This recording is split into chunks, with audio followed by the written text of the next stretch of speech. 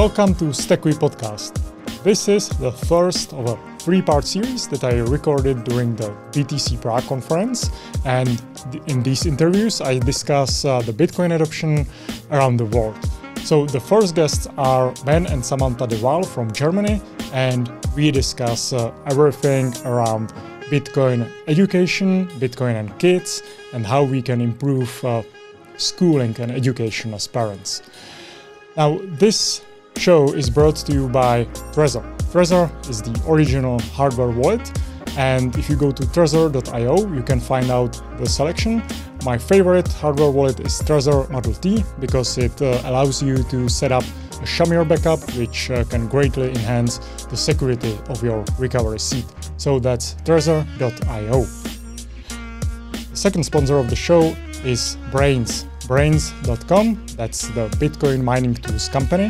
So if you want to know whether to mine, how to approach Bitcoin mining, if it's efficient for you to mine, go to Brains.com, that's Brains with double I. And Brains is also a publishing company in part, because they published my book, Bitcoin, Separation of Money and State, which you can also find on Brains.com. The third sponsor of the show is a biofarm, Ekofarma Arnuldovice. That's a farm that's specialized in producing high-quality beef here in Czech Republic. So if you live in Czech Republic, you can go to biomasičko.cz and check out their selection, and you will get the beef delivered straight to your door. So that's biomasičko.cz, and if you use the promo code Stackuj, you will get 10% off on your first discount, and they accept Bitcoin as well. Now on to the show with Ben and Samantha. Hello and welcome to Stackuj podcast. This is a very special episode because for the first time I'm recording in English. So I hope you like my podcast, but basically almost all the other episodes will be in Czech. So maybe you might wonder what kind of strange language that is, but these two episodes, one with Samantha and Ben de Waal, are going to be in English, and the following one with Giacomo. So I'd like to welcome Ben and Samantha de Waal. Thank you for coming over to my podcast. Thank you for having us. And so Ben is a longtime Bitcoiner and currently a VP of engineering at Swan Bitcoin. Right? That's right. Yep. And Samantha is Ben's daughter and a lifelong Bitcoiner at age 12. So you are definitely the youngest guest of my podcast. I had like some younger people here. I think the youngest so far has been like a 15-year-old boy, but you're the youngest one. All right. Cool. So first of all, I'd like to give you a little present. This is my book. I published it in Czech like 2 years ago, and now at a conference at BTC Prague, it's being launched in English as well. So these are for you. Thank you very much. Thank you so much. No problem. And let's start it off with Ben, because as I've heard, you are living basically just on Bitcoin. You are living that getonzero meme. Yep. So how hard is it, and how long have you been doing that? So I guess the first way to start would be saying it's not actually as hard as a lot of people would imagine, but it's also not exactly what a lot of people would imagine. So a lot of people, when I talk about living on Bitcoin and using the getonzero meme, they imagine the idea of only holding Bitcoin and only purchasing goods and services directly in Bitcoin and nothing else. Unfortunately, that's not realistically possible anywhere in the world. Maybe El Salvador, you could try to do it, but it would still be difficult. Where we live in Germany, that's of course not possible. Most people around us only accept euro, and I have to pay for things in euro. So what it really means is instead, it means not holding any fiat. So I have a bank account which stays on €0.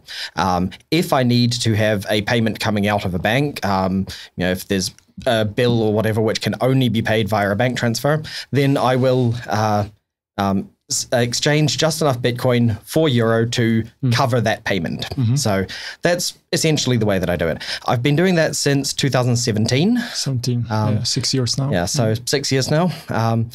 Early 2017, actually, so maybe 6.5 years. And I make that distinction because 2017, of course, is when we had the big value run up in Bitcoin, and a lot of people kind of think that that was the impetus to do it, the reason to do it, and it wasn't. I did that before that happened.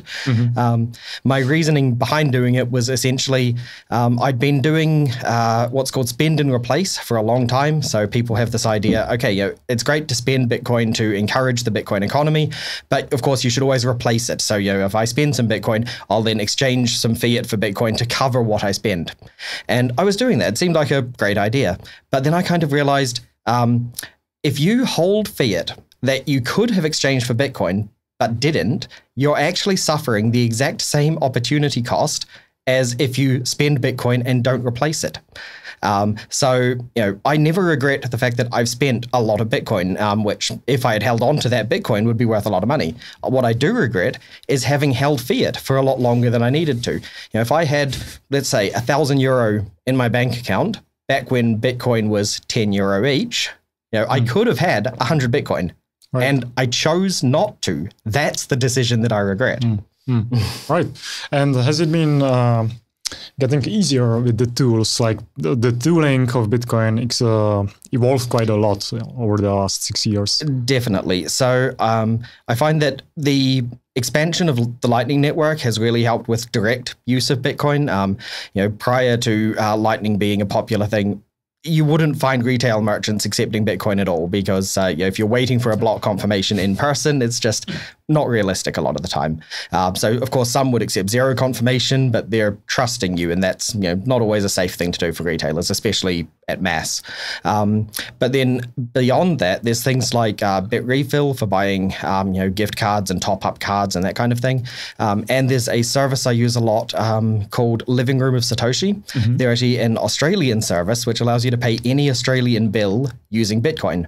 That includes credit card bills, and I have an Australian credit card from the time I lived there. So it's very practical to just buy things using this credit card and then pay that off in Bitcoin immediately. Nice. So next up, I'd like to ask first, Samantha, so what does Bitcoin mean to you?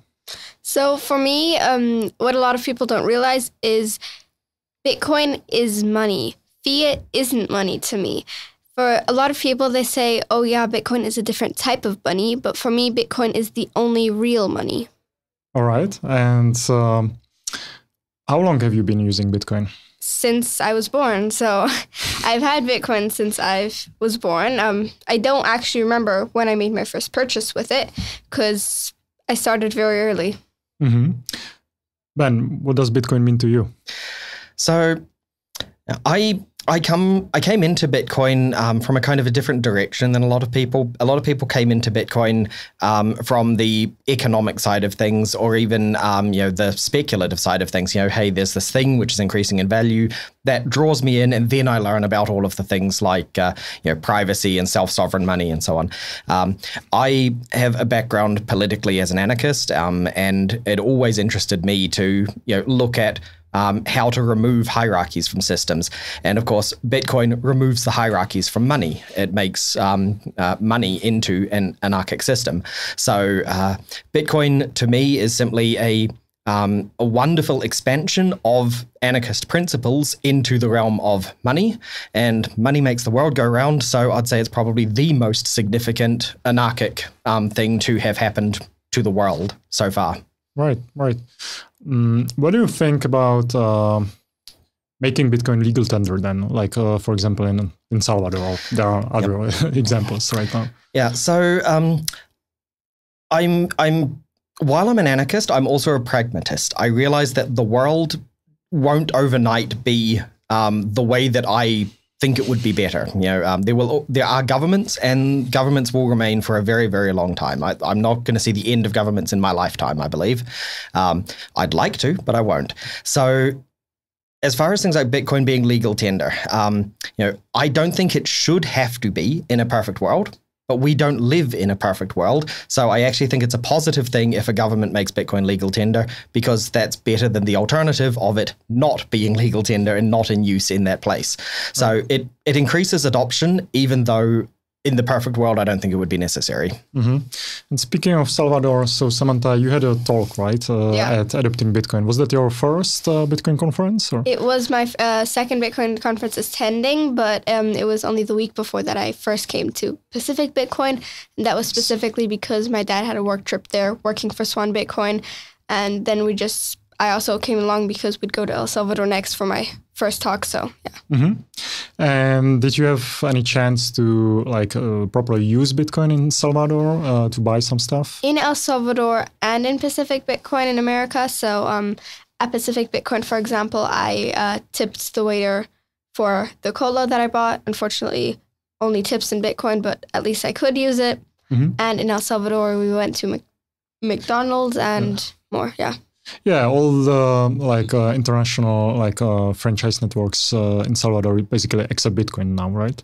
Yeah. They still do. Yeah. They still do. And also, there are various services you can use. Like there's a taxi service called BitDriver who takes Bitcoin there. So there's plenty of services in El Salvador. So you can, we did basically get by without using dollars at all. And you live in Dresden, right, in Germany? So yes. Are there any options to spend Bitcoin in Dresden? So when we looked around, so we saw there was a lot of doctors and dentists, but I have already an orthodontist for having braces, of course, and a special dentist. But I actually go a lot to a bakery that accepts Bitcoin in Dresden. So not so much, but whenever we can. What kind of wallet do you use? Personally, my favorite is Wallet of Satoshi, just because it's easy and the settings are really easy. You can easily know what to press, where to go. But I also have other wallets installed on my phone, like Moon Wallet and Blue Wallet. Yeah, right. Green Wallet. Color all the wallets. colors. Exactly. Right, yeah. I have a 10-year-old daughter, and I set her up with Phoenix. But the thing is, you need to first open up the sufficiently large channel, withdraw it, and then she can use it. But what I kind of like about all the Bitcoin wallets is that you can recover it, actually, because unfortunately somebody stole the phone from my daughter at one point, and Bitcoin was the only thing I could get back actually from the phone. So that's good. I hope you have it backed up because Wallet of Satoshi. Yeah, cool. Yeah. Perfect. So I have my backed up, and my dad also has a cold storage that he holds on to me for. So. All right, cool.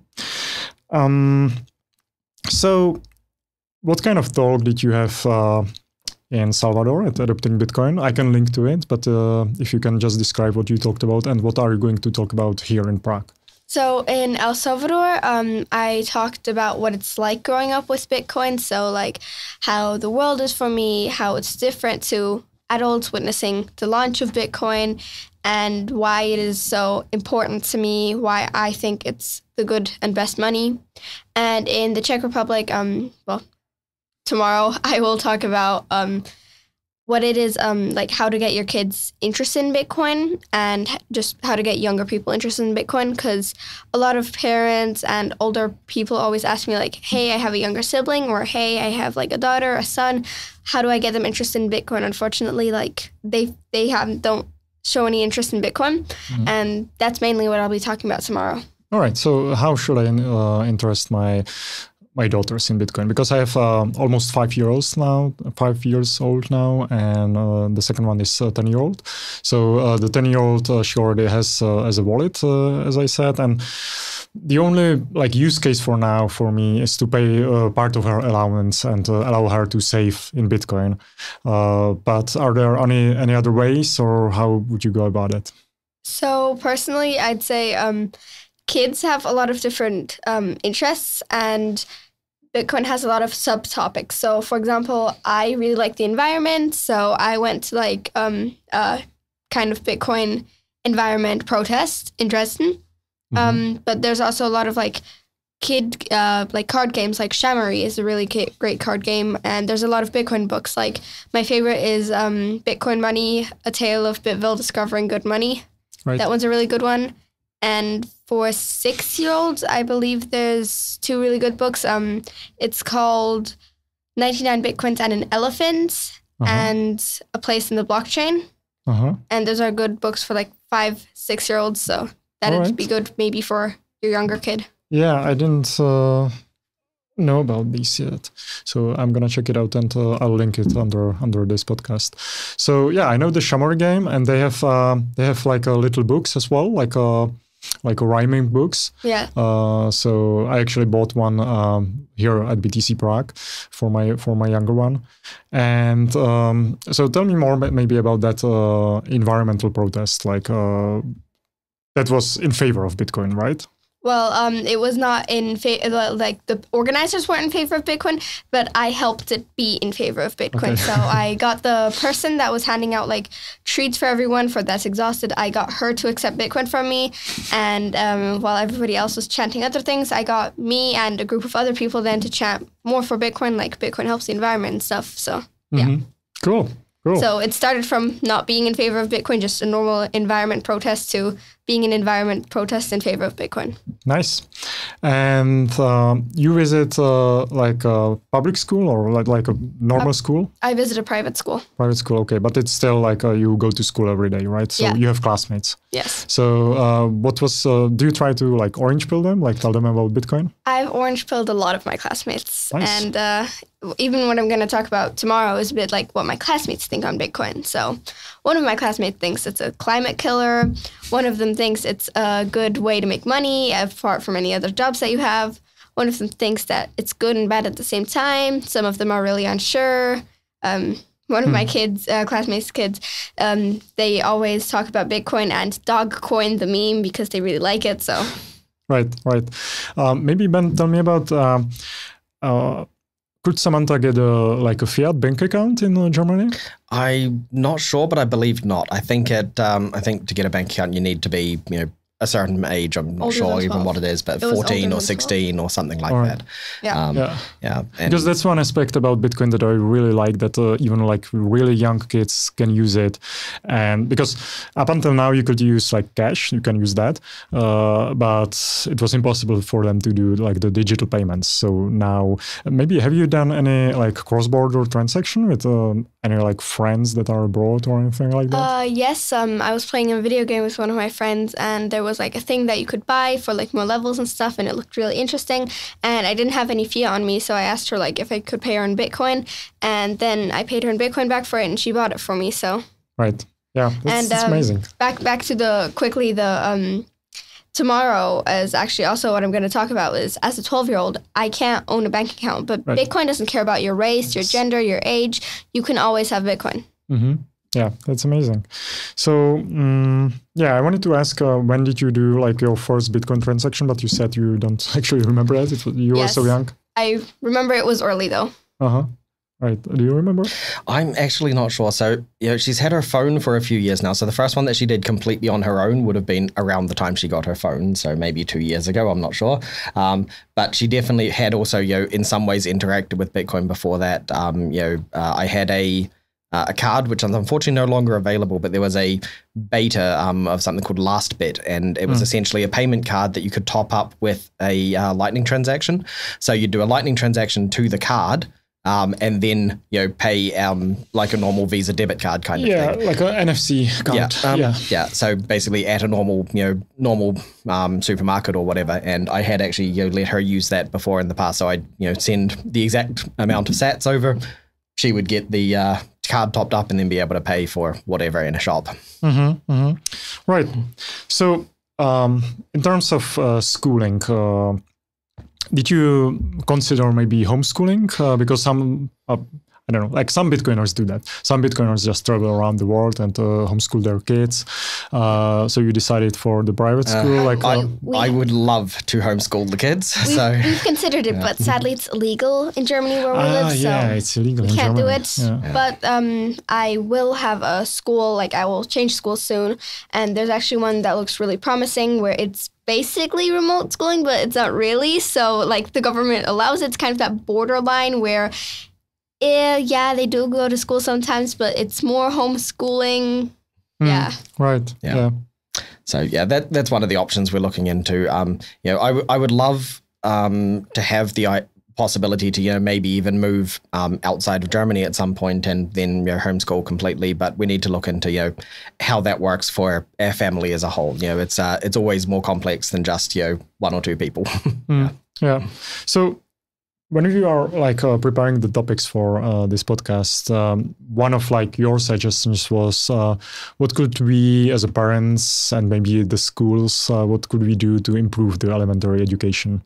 Yeah. So education in general, I think one of the problems with teaching children about Bitcoin overall is that teach kids about anything, but especially with new topics like Bitcoin, is that we tend to teach it the same way that we as adults learned it. And that's often very, very wrong. So when you look at how we learned about money, we learned things like bank accounts as a standard concept when we were young. And it was normal that somebody else is holding on to your money and making transactions on your behalf when you ask them to. When you grow up in a Bitcoin world, that's not the case. So if you teach somebody about Bitcoin as money, you shouldn't have to say, unlike the way we do this with banks, instead, you should just ignore the fiat world and just teach Bitcoin as it is. And I think that's true with a whole lot of topics.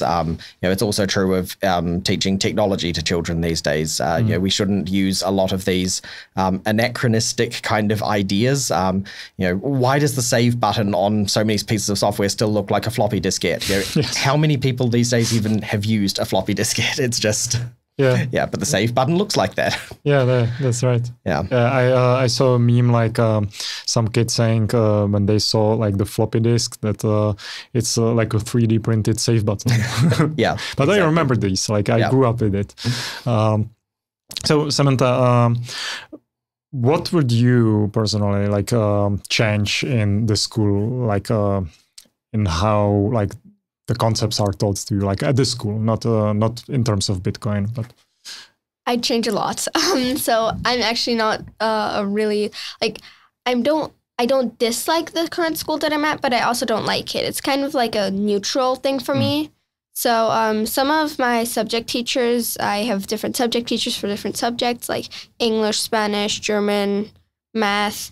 Some of the teachers, I'd say they shouldn't just skip through slides. So what some of my teachers do, and I don't exactly want to say which ones, they go okay, you have this right here, next slide, this right here, next slide. Yeah. And we have it in one of our languages, and then we can't really learn the language so well because we don't memorize the words. We can't just look at a word, memorize it, next word, memorize it for an hour, and then expected to write tests every Monday on it. So I feel like that's really kind of an old way of teaching.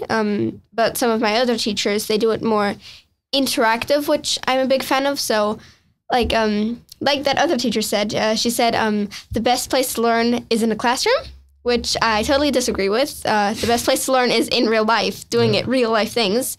That's what, for example, my science teacher does.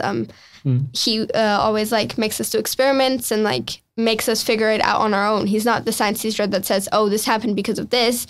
He makes us figure out and test with things. And that's something I really like with teaching, when kids can be curious and then figure something out by themselves.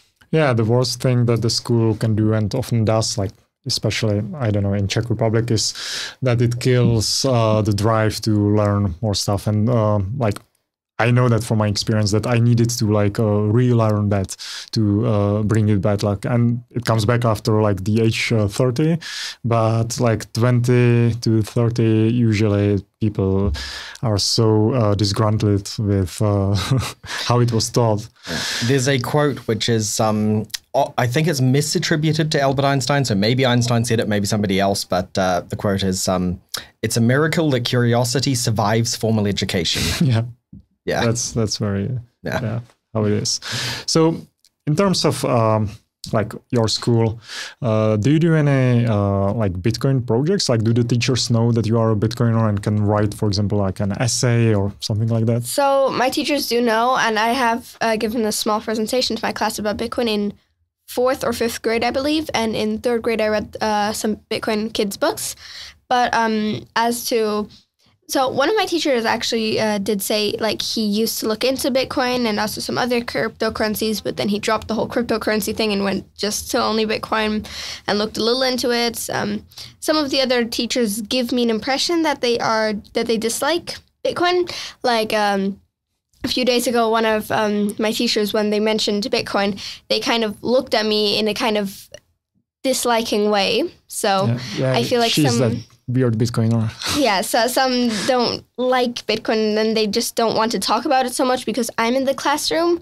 But it's something I sadly do dislike about my school. When I wanted to go to El Salvador to go on adopting Bitcoin, the teachers weren't so happy that I was going to go there. Like, the teachers were like, hey, why are you going there? You're missing school. You're not going to really learn so well things there. And I think I learned more there than I will learn in school in the whole school year. And especially even my Spanish teacher was a little mad, like, oh, you went to El Salvador, but you missed out on Spanish. El Salvador is a Spanish-speaking country. I learned plenty of Spanish there, more than in the classroom. Yeah, of course. I had to order breakfast in Spanish, so I don't get what she means with you didn't practice any of your Spanish. Right. So in terms of Bitcoin education for kids, what are like some of the tools and concepts?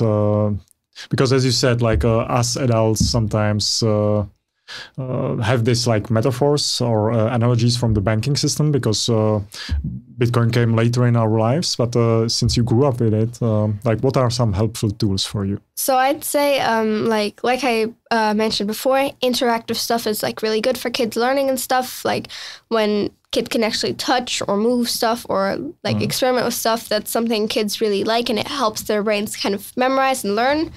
Like books, reading a book or having read to them a book or like example, the Shamory game or even just computer games and books and interactive stuff in general really help learn. Something else that I really like is an app. I looked a little into it. I don't remember the name. It's like a learning app similar to Duolingo, but for Bitcoin. Dad, do you happen to know the name? I don't remember the name, but I do have it on my phone. I can take a look in just a few seconds. It is called Wiser. It's spelled Y-Z-E-R.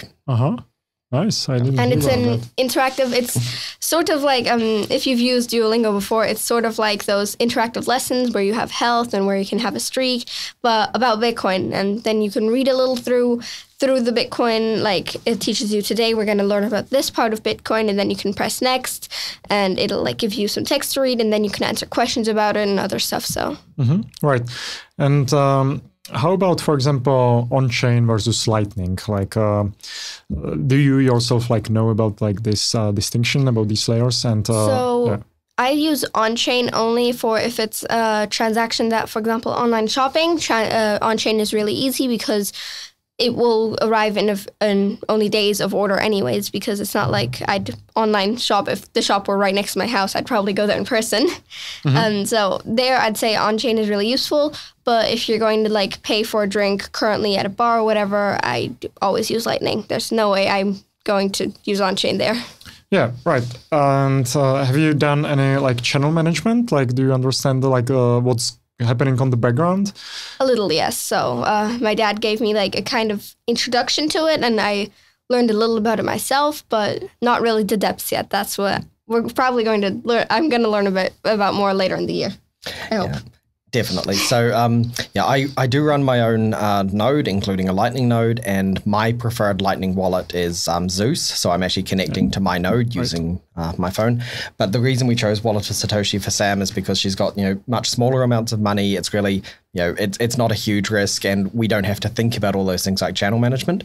So I wanted to really, just make it easy for her at the start, and then, teach her all of these topics, and then she can on her own start to, get deeper and deeper into it. I'd love at some point in the future, she builds her own node, she sets everything up herself, she sets up a hardware wallet, and then, one day I can give her cold storage. I'll just, transfer over, her cold storage to under her control, but not yet.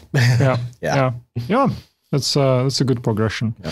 So in terms of gaming, you mentioned some games, and I believe you are part of like the gaming booth at the BTC Prague. So yes. What's going on there, and how can gaming help with understanding Bitcoin? So there, it's basically more popular games, but you can win Bitcoin. So for example, Satsman, that's really fun. It's basically like Pac-Man, but the ghosts are Ethereum, dollar, fiat, and shitcoins. And you can win sats after getting a certain amount of points. You get this certain amount of sats, etc. There's also Mario Kart where you can earn sats. It's sort of like Mario Kart, but of course different characters because copyright issues, of course. Mm-hmm. And same with Super Smash Bros. There's like a kind of Super Smash Bros. Game where you can win sats again.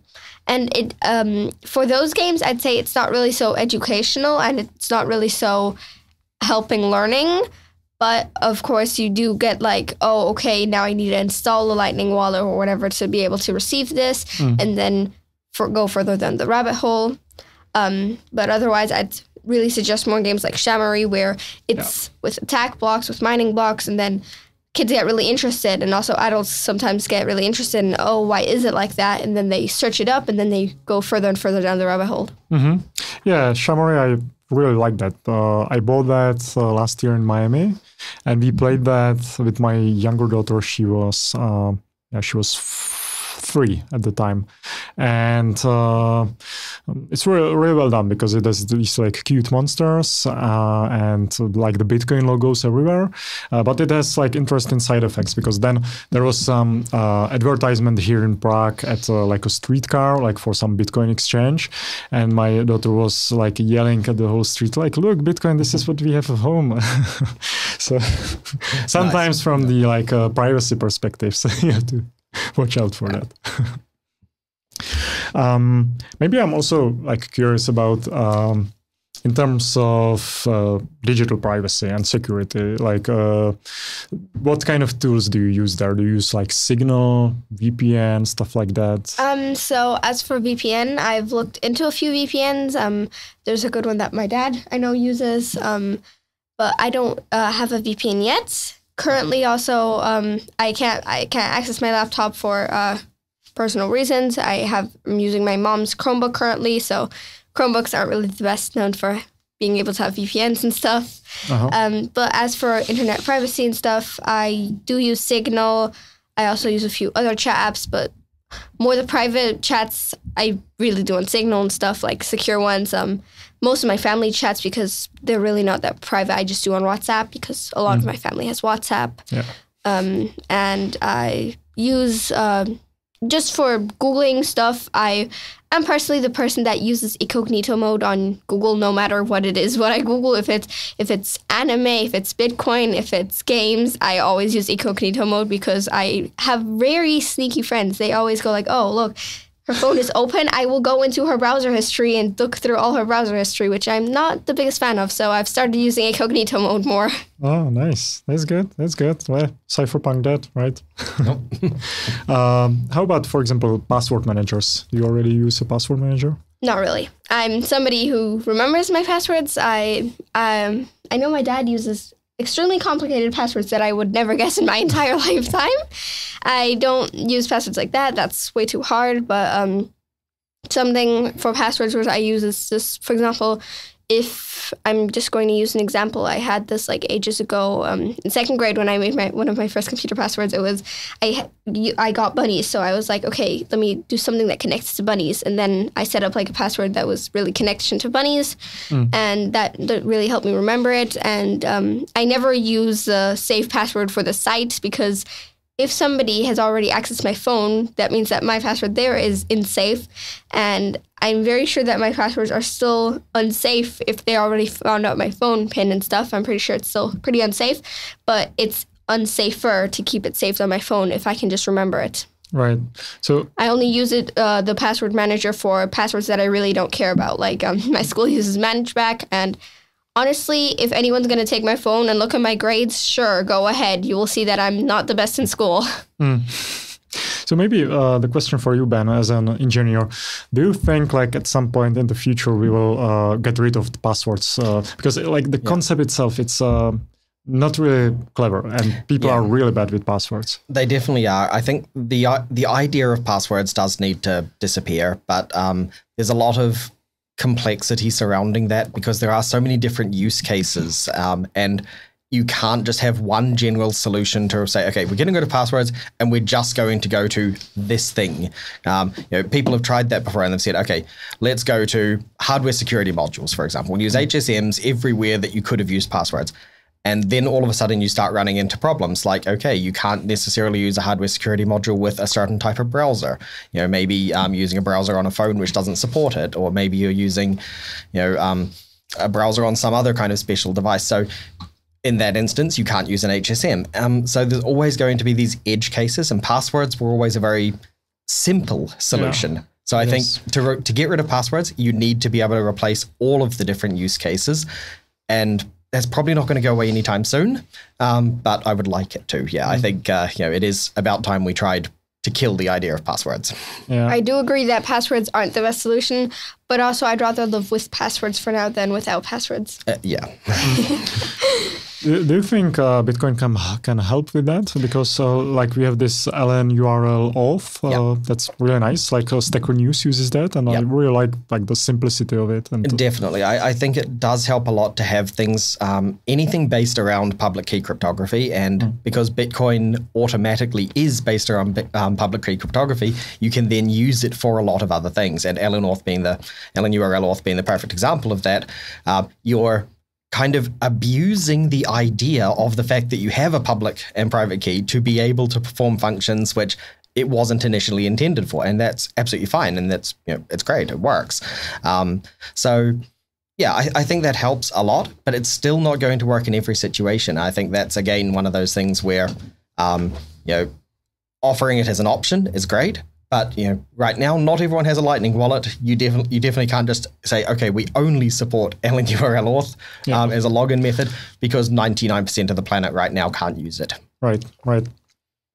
And in terms of Twitter, you're on Twitter, right? Sam the BTC Kid, right? Yeah.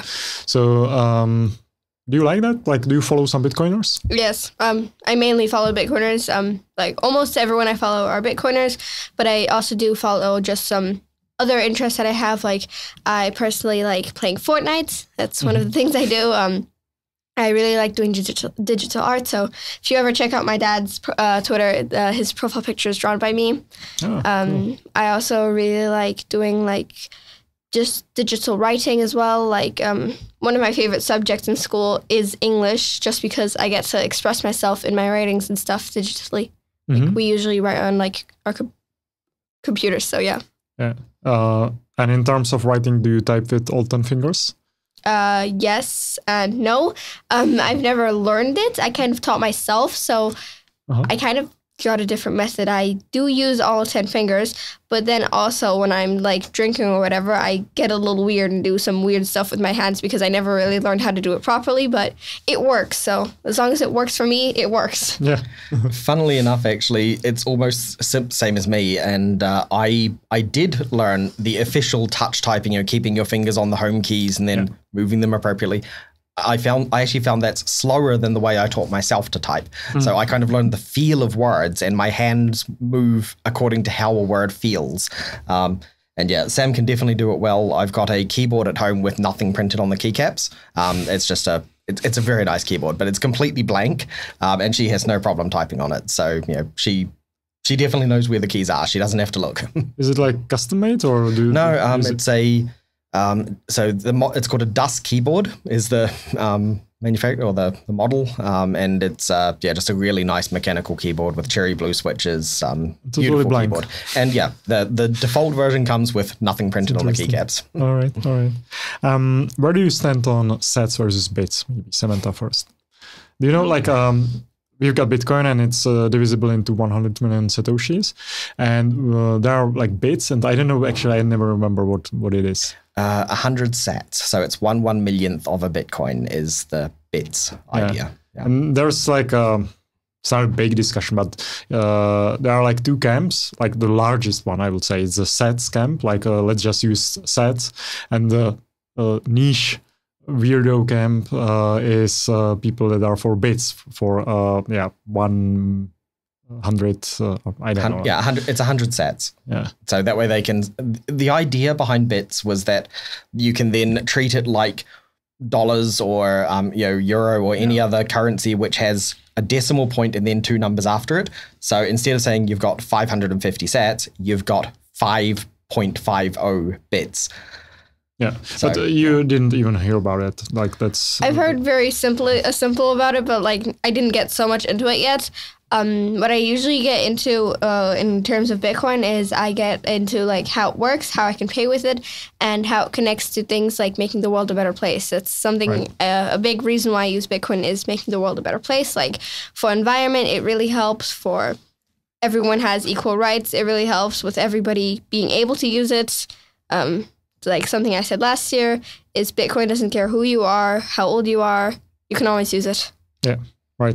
Yeah, and this is what matters, not really. Exactly. So the sats versus bits argument, I'm on the sats side myself, but I think it's a pointless argument. I think people will end up using whatever term the most people end up using, and it looks like sats is basically one, so I'm fine with that. Right. If it turned out that bits were to win, a whole bunch of people start using bits, it becomes incredibly popular. I'll use it too, but until that time, it's not a discussion I even bother thinking about much. I just ignore it. Yeah, right. So how about some other terms? Like we use these metaphors and analogies, and like as you advance in terms of Bitcoin education, you usually find out that wallets don't actually hold the Bitcoin. Yep. It's more like a keychain, and there are all these other like nuances. So do you think we use like the correct analogies, or what's your stance? Yeah, that's always a very difficult question. Do we use the correct analogies? So to that, I'd have to say I don't know. But do we use too many analogies? I think the answer is often yes. I think sometimes the analogies we use get too entrenched in people's thinking, and then that causes misunderstandings. One of the biggest ones is address. When you talk about a Bitcoin address, people immediately equate it to this thing. I live here. This is my address. Yeah. And that type of thinking encourages address reuse, which is a terrible, terrible thing. Yeah. So, we shouldn't, using the word address, it's stuck now and we probably can't get rid of it. But that's a part of the education we need to deal with now, is teaching people, okay, even though this thing is called an address, don't think of it like an address. It's this temporary way of referring to how you are sending the Bitcoin so that the other person can spend it in the future. And every time you want to send to someone, you get a different one of these things. Right. I believe Lightning fixes this, because you have like time limited invoices, and LN URLs aren't actually like reusing anything. It does for the typical use case, but you still have to then think about when people take that next step and learn about how Lightning works under the hood, they still need to think about, okay, what's the address I'm closing it out to? And what does that mean? Yeah, that's true. Quoting my dad here on what you said before on Bitcoin is on the chain and not really held. Kind of a sneak peek of your presentation. Don't worry, I won't spoil the whole thing. Some of the things in wallets are can do seed generation. Wallets can do seed holding storage. That's the word. Thank you. Seed storage. Wallets can sign transactions. They can display transactions. They can build transactions, but they cannot store Bitcoin. Bitcoin is stored on the time chain, and making a transaction is basically just unlocking it on the chain and making it visible on the chain. Not wallets don't hold Bitcoin, so wallet is really a broad term. Yeah. Hoping I didn't spoil too much of your presentation. No, that's good. No, but please do, because... So yeah, that's my presentation here in Prague on Saturday morning is essentially about wallets. So I talk about what the term wallet really means and how people use it. Somebody who's already very familiar with Bitcoin won't have a problem with the idea if I say, I'm connecting this software wallet to this hardware wallet in order to make a transaction. And then I can see the same wallet over on this watch-only wallet that I have on my phone. I just use the word wallet for like 5 different things in that sentence. And somebody who is already familiar with Bitcoin has no problem with that. But if you say that to somebody who isn't familiar with Bitcoin, you've confused them a very great deal. So, my presentation is essentially about what are all of the different things that wallets do, and how can we understand that in terms of, when somebody talks about a wallet, what do they mean? What is that? Earlier, actually, you said a wallet just stores the keys. Not all wallets store keys. A watch-only wallet, for example, doesn't have a private key at all. Right. It's just got the public key. Yeah. Or a seed signer hardware wallet, you have to enter the seed phrase every time you turn it on. That's one of its features, is that it doesn't store the key. It's only a signing device. Yeah. And we call all of these things wallets. Yeah. So for the other topic, you suggested the many phases of Bitcoin adoption. So I'm kind of curious, you traveled around a bit as well. So how do you see, how have you witnessed like people adopting Bitcoin? What are the various forms? Like we mostly use it for savings, like in Czech Republic or Germany.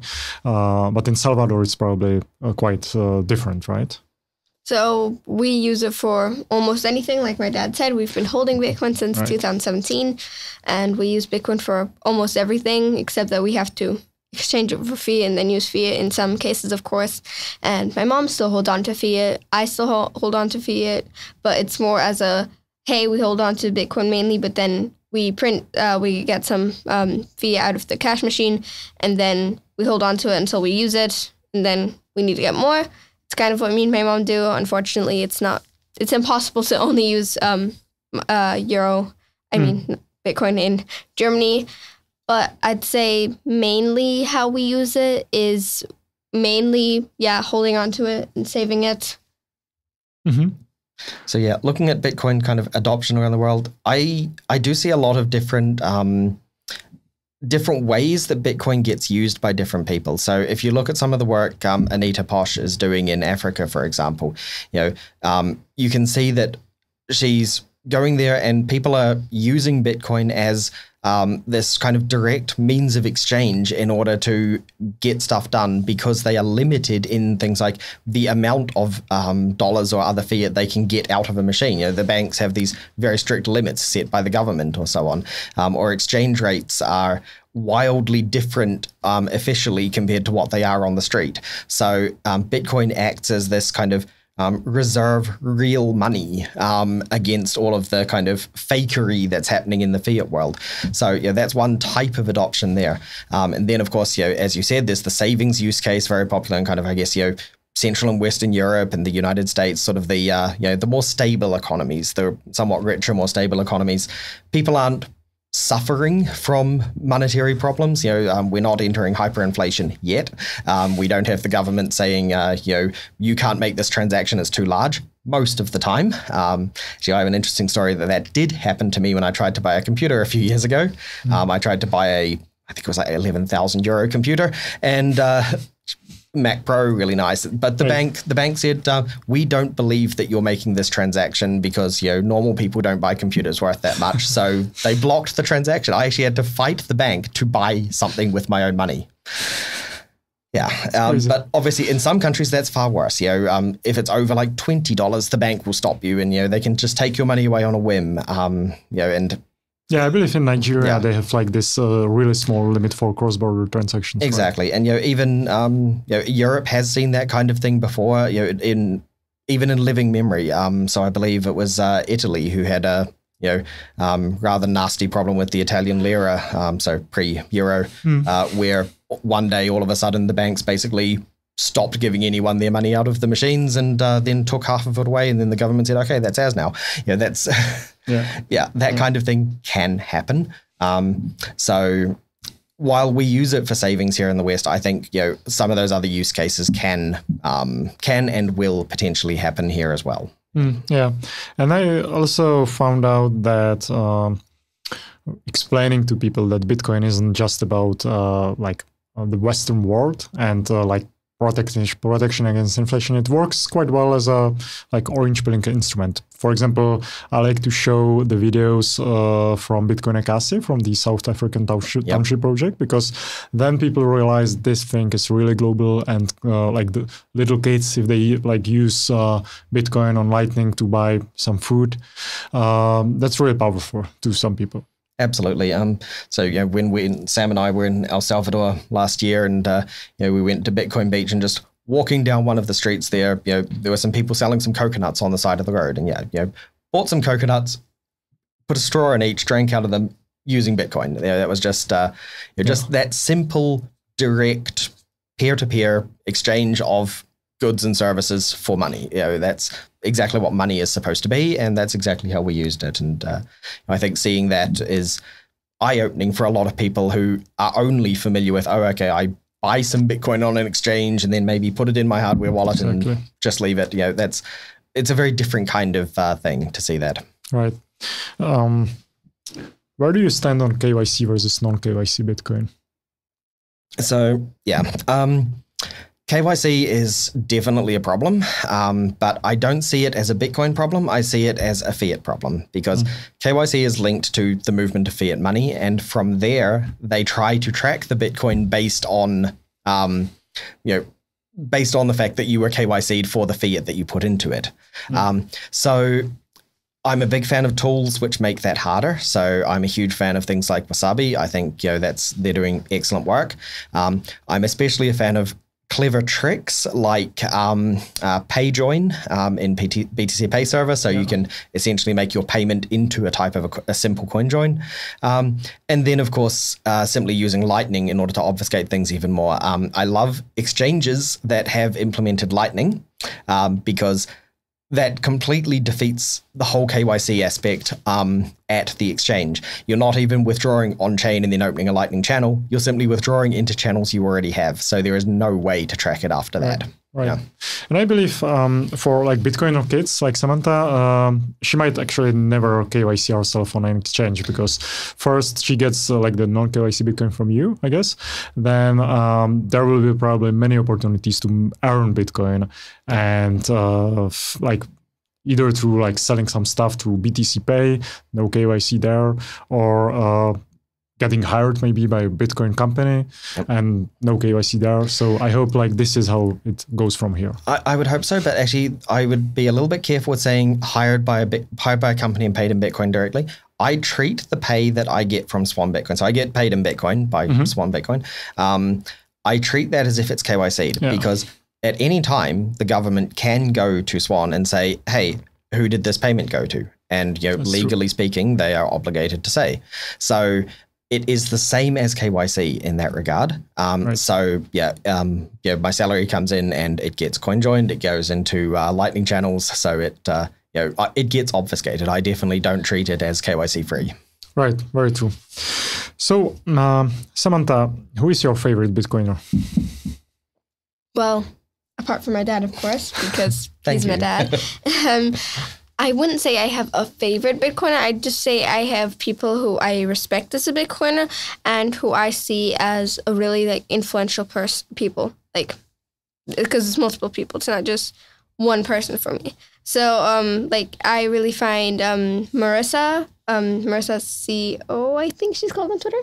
I don't remember her surname actually. Okay. Yeah, she's a Bitcoin environmentalist that I find really cool. DJ Valerie Belove is someone who I find really cool as like a Bitcoiner. There's a lot of people that I find cool as Bitcoiners. There are also some Bitcoiners in the Bitcoin space that I'd say I disagree with or just don't really like what they do. So yeah, it's a lot of mix for me. Right. Do you listen to any Bitcoin podcasts already? Yeah, occasionally I listen to some, but it's really just whatever I find what interesting is. So I don't have one main one that I really watch or like one main one that I listen to. It's just, I see that this episode is on this podcast and it looks interesting, so I'll listen to it. Right. What kind of Bitcoin book would you recommend? Or maybe it doesn't have to be a Bitcoin book, like in general, what kind of book would you recommend? So as for kids' book, like I said, Bitcoin, Bitcoin Money? Yeah, Bitcoin Money. Yeah, the Bitcoin Money book. Yes. Tale of Bitville Discovering Good Money is a really good one for kids and for adults. It's kind of a book where kids, to really get it, I'd say they probably have to be around like 12 or 13 to like understand the full contents of it. But it's also good for like some adults that, I wouldn't call these adults dumb, but there are some adults that like just don't have such an understanding of it. Like, I know a lot of like adults in my school, like staff and teachers that like, yeah, I get this, but like I don't understand it, and then they're really confused. And kids' books like really help just explain it in detail. So like, don't feel ashamed to read it. It's still a good book. So I read adult books and kids' books, and I also read little kids' book just because it still teaches something, or it still shows it in a friendly way, like A Place in the Blockchain. I read it when I was 12, and it's about a block trying to make friends and then find friends by being in blockchain and not with fiat. So that's good. Fiat bullies and then goes to the blockchain instead. Yay. But it's kind of like one of those kids' books where, hey, I don't have any friends. I got bullied. Oh no, but now I have friends. So, but it still teaches it in kind of a fun, kid-friendly way. Right. So I'd say different people like different books. I really like books that explain it in detail, including adult books. So I do read adult books, but I never remember the names because I've read too many that I can remember all the good names. Right. Yeah.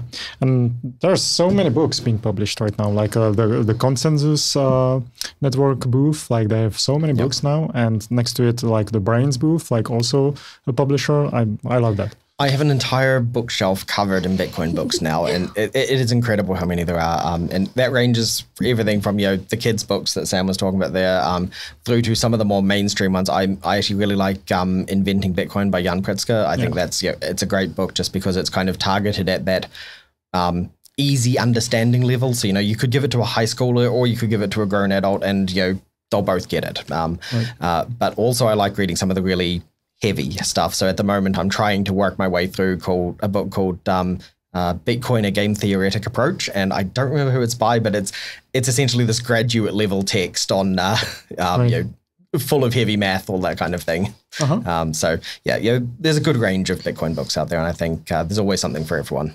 A quick sneak peek. Me and my brother were thinking about maybe writing a Bitcoin book, just mainly, of course, for kids, because me and my brother don't have that much knowledge that we can really teach to adults. But maybe one day when I'm a little bit older and know a little more about Bitcoin, I can try to write a technical book. And like I mentioned before, I'm a big fan of digital art, so I might illustrate the book. Yeah, go for it. I would love that. And maybe in terms like books in general, like what do you like to read and what would you recommend? So I'm very much a science reader. I enjoy, a lot of different scientific books, kind of ranging everything from linguistics through to astronomy, through to astrophysics, through to neuroscience. So it's like this huge range of things. But I'd say especially actually something I quite like is the more direct philosophical kind of books. So just trying to think of a good example of one that I read recently. Actually can't think of any names right now, kind of off the top of my head, but no, kind of also, I guess, mainstream science books. There's actually a really good book called something like What We Don't Know. I don't remember the full title, but something like that. And it's essentially all of the big unanswered open questions in science right now. So rather than saying, hey, here's all of the interesting scientific things we do know, this is where the limits of our knowledge are. And I find those kinds of books really fascinating. Do you read science fiction as well? I used to read a lot of science fiction when I was younger. I think probably over the last 10 to 15 years, I kind of stopped reading fiction entirely. I think it's mostly just a matter of time. With kids, I've got less time to read. So I think, I limit my reading now more to nonfiction. Right. And Sam, how about you? Do you read like fantasy, science fiction, stuff like that? Personally, I'm somebody who really enjoys Japanese mangas and animes. It's always been a big interest of mine. I don't know why, but my mom also likes it. So I really like fantasy worlds where I feel like I can relate to characters or I can understand their position. And something I've noticed recently is I feel like I can relate and understand the position of villains more than heroes in books. which at first I found a little concerning, but I guess that's just something that other people might also have. Yeah, but usually that's because the villain characters are more like better written because they are not shallow usually. So that's how, or like the good characters, like good writers should have like both the good characters and the villains like written in the same depth. But oftentimes, like with the Joker, for example, he's much more deep and nuanced than the Batman, or like at least in many of the movies. Usually, I wouldn't make a distinction of good and bad. I think usually both sides think they are doing a good thing and the right thing for the right purpose, and just one of them is doing something bad, but the other side is usually also doing something bad. Like, let's take that Batman example. Batman is a hero, but he destroys things in the process. He definitely destroys buildings, makes chaos in the city, and it's accepted because he's a hero. But that's still doing something bad. And I feel like there's a lot of, like what me and my dad talked about a few days ago in the car, there are a lot of terms for anti-hero, but I feel like a lot of the villains I can relate to would be anti-villain. So villains who just think they are doing a good thing, and that's why they are villains. Right. And it's the same with money. Because I don't think the central bankers feel they are evil or doing anything wrong. They believe like they are making the system work. I think that's true throughout history. Even when you look at some of the most evil people in history, I think truly a lot of them didn't even realize how terrible they are, and they thought they were doing good things in their twisted and strange ways. But people usually don't see themselves as bad. People see themselves as good. People see themselves as doing the right thing. And I think that's where a lot of misunderstandings and problems come in. People argue over positions because they demonize the other side. They think that the other side is somebody who is terrible and wanting to do bad things. And I don't believe that at all. I think, you can have people doing hateful, horrible things who don't realize they're doing hateful, horrible things. Right. They're, from their perspective, they're protecting people or trying to help people or saving people from doing bad things which are going to ruin their own lives. So there's all of these kinds of possibilities, but people don't think that they are doing bad. And I think that's important to be able to open up the discussions with people. So if you want to talk to people about how fiat works and the problems with central banks, it's a bad approach to say central bankers are evil and they're trying to steal all your money and they just want to get rich and run away laughing with your money while you starve in the gutter. They don't want that. Yeah. But even if that's what they're doing, they don't think they're doing that. Right.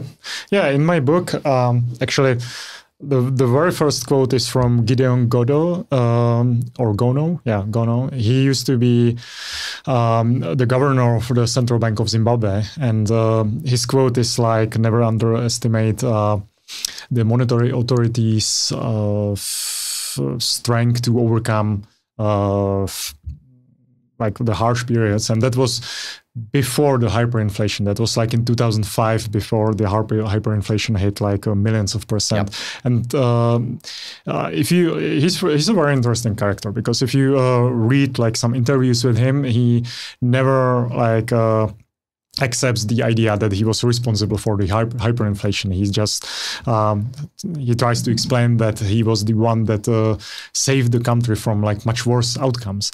So you should take like your opponents like seriously and don't mischaracterize them as like some shallow villains, because that's not usually the case. Exactly. And the same with, for example, CBDCs. I don't believe like in Europe, the European Central Bank is that has this plan of like some evil surveillance currency. They are just trying to make the system work for a little longer, and there is actually probably no other way than to move on to this digital payment system, which you can control even more, but not because of like population control or surveillance, but because of like this Keynesian mindset that you need to run the economy. Yeah. So, exactly. Yeah, I think that's actually a really good example. Surveillance money, CBDCs are surveillance money. They are money that allow the people in charge to, watch every single one of your financial transactions and turn off your ability to perform financial transactions. And that is an incredibly dangerous power. But if you were to ask them, they would say, no, we will not do that. We will not prosecute people. We will not do these things.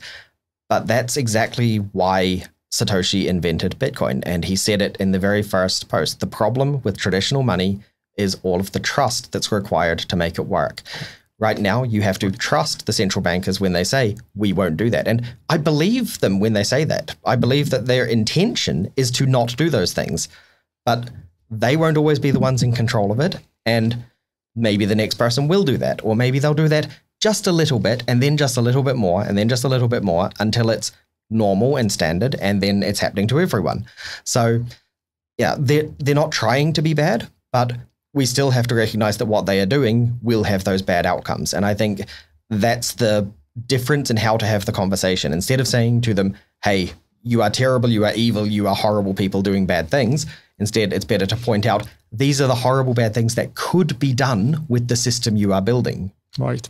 I don't believe in good and bad, but I am somebody who would be, okay, fine, as a Bitcoiner, if you want to, you can call me a villain for using Bitcoin. I am fine with that because I know what I'm doing is the right and good way to do it, which means I don't mind being called a villain because people will one day realize that, hey, I'm sorry, you were right, Bitcoin is the better money. And for the time being, villain or not villain or hero, however you want to see it, good or bad, it's the intention that really matters. And I would forgive I would forgive bankers for not realizing that, hey, what you're doing is bad, because if they really didn't realize it, then what were they supposed to do? Yes, they maybe should have listened to opinions and other people's thoughts, but sometimes the brain is a little selfish and thinks, hey, my opinion is correct, so this is what I'm going to do. And I don't blame them for that. I don't blame anyone for that. So I'm fine with people calling me a villain or bad for using Bitcoin, because what I know is that I'm correct for it. And if Bitcoin does turn out to have a flaw or whatever, I will admit to my mistakes and I will admit to being bad for using it. Right. I think learning from mistakes is one of the most important things. It's essentially a process of applying critical thinking and skepticism to everything. I say, if somebody can prove to me that Bitcoin has some kind of fatal flaw, it's a terrible system, it's not going to work because of XYZ, show me that XYZ, and I will stop using Bitcoin immediately. Because if you can prove something to me, I will believe it. Prove to me that a horse can fly, and I will believe in flying horses. Right. But you have to be able to prove it. And if you show me a video of a flying horse, I'm still not going to believe it because I know video trickery exists. So different levels of different levels of claim require different levels of evidence. If you tell me you have a pet dog, I'll believe you because it's normal that people own dogs, and there's nothing special about having a pet dog. If you tell me you have a pet fire-breathing dragon, I'm going to ask for a bit more evidence because I've never seen a fire-breathing dragon. As far as I'm aware, they don't exist. I want evidence of that.